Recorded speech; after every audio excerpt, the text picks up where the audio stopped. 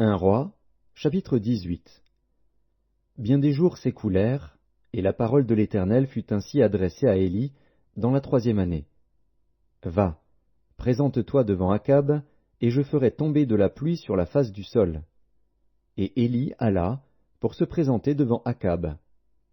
La famine était grande à Samarie. Et Akab fit appeler Abdias, chef de sa maison. Or Abdias craignait beaucoup l'Éternel.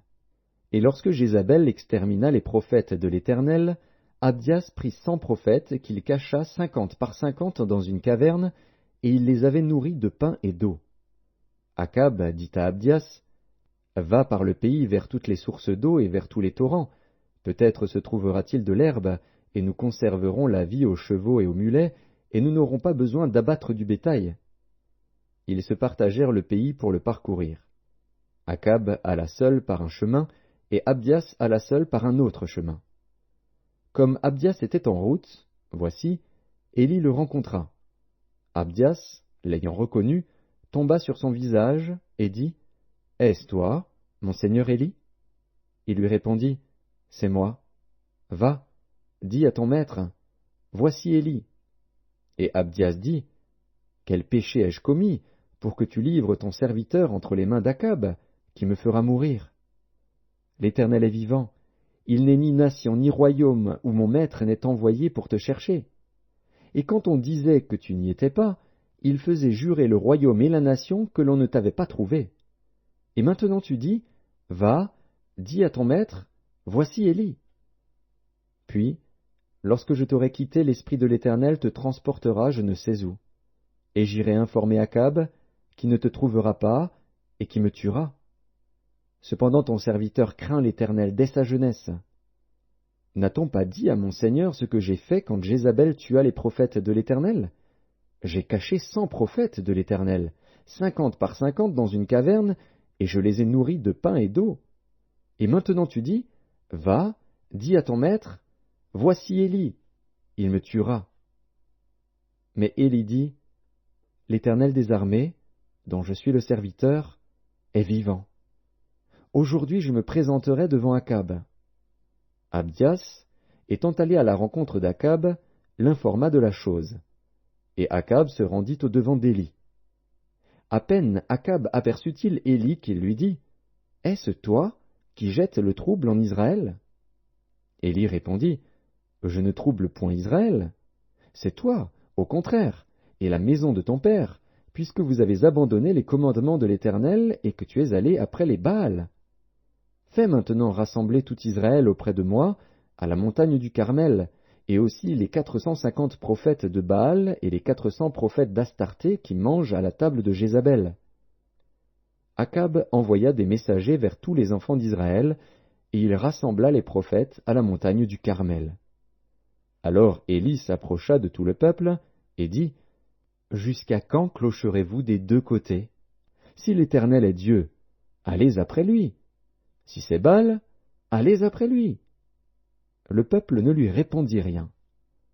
Et Élie dit au peuple, « Je suis resté seul des prophètes de l'Éternel, et il y a 450 prophètes de Baal. Que l'on nous donne 2 taureaux, qu'ils choisissent pour eux l'un des taureaux, qu'ils le coupent par morceaux, et qu'ils le placent sur le bois, sans y mettre le feu. Et moi, je préparerai l'autre taureau, et je le placerai sur le bois, sans y mettre le feu. Puis invoquez le nom de votre Dieu, et moi, j'invoquerai le nom de l'Éternel. Le Dieu qui répondra par le feu, c'est celui-là qui sera Dieu. » Et tout le peuple répondit, en disant, « C'est bien. » Élie dit aux prophètes de Baal, « Choisissez pour vous l'un des taureaux, préparez-le les premiers, car vous êtes les plus nombreux, et invoquez le nom de votre Dieu. Mais ne mettez pas le feu. » Ils prirent le taureau qu'on leur donna, et le préparèrent. Et ils invoquèrent le nom de Baal, depuis le matin jusqu'à midi, en disant, « Baal, réponds-nous !» Mais il n'y eut ni voix ni réponse.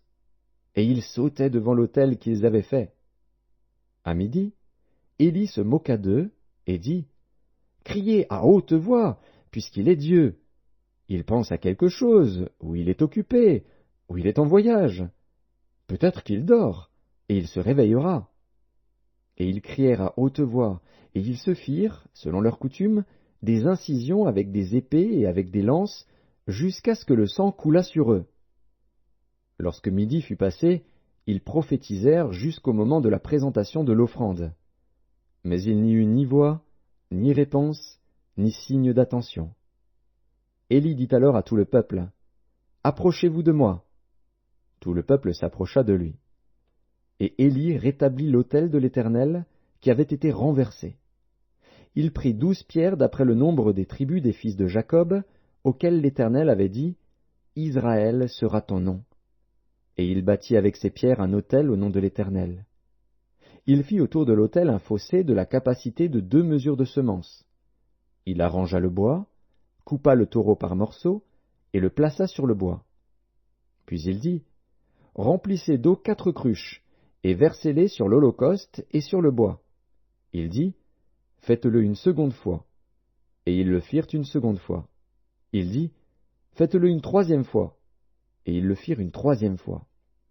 L'eau coula autour de l'autel, et l'on remplit aussi d'eau le fossé. Au moment de la présentation de l'offrande, Élie, le prophète, s'avança et dit, « Éternel, Dieu d'Abraham, d'Isaac et d'Israël, que l'on sache aujourd'hui que tu es Dieu en Israël, que je suis ton serviteur, et que j'ai fait toutes ces choses par ta parole. Réponds-moi, Éternel, réponds-moi, afin que ce peuple reconnaisse que c'est toi, Éternel, qui es Dieu, et que c'est toi qui ramènes leur cœur. » Et le feu de l'Éternel tomba, et il consuma l'holocauste, le bois, les pierres et la terre, et il absorba l'eau qui était dans le fossé. Quand tout le peuple vit cela, ils tombèrent sur leur visage et dirent, « C'est l'Éternel qui est Dieu, c'est l'Éternel qui est Dieu. » « Saisissez les prophètes de Baal, leur dit Élie, qu'aucun d'eux n'échappe. » Et ils les saisirent. Élie les fit descendre au torrent de Kison, où il les égorgea. Et Élie dit à Akab, « Monte, mange et bois, car il se fait un bruit qui annonce la pluie. » Akab monta pour manger et pour boire. Mais Élie monta au sommet du Carmel, et, se penchant contre terre, il mit son visage entre ses genoux, et dit à son serviteur, « Monte, regarde du côté de la mer. » Le serviteur monta, il regarda, et dit, « Il n'y a rien. » Élie dit 7 fois, « Retourne. » À la 7e fois, il dit, « Voici un petit nuage qui s'élève de la mer, et qui est comme la paume de la main d'un homme. » Élie dit, « Monte, et dis à Akab, « Attelle et descends, afin que la pluie ne t'arrête pas. » En peu d'instants, le ciel s'obscurcit par les nuages, le vent s'établit, et il y eut une forte pluie. Akab monta sur son char, et partit pour Jizréel. Et la main de l'Éternel fut sur Élie, qui se ceignit les reins et courut devant Akab jusqu'à l'entrée de Jizréel.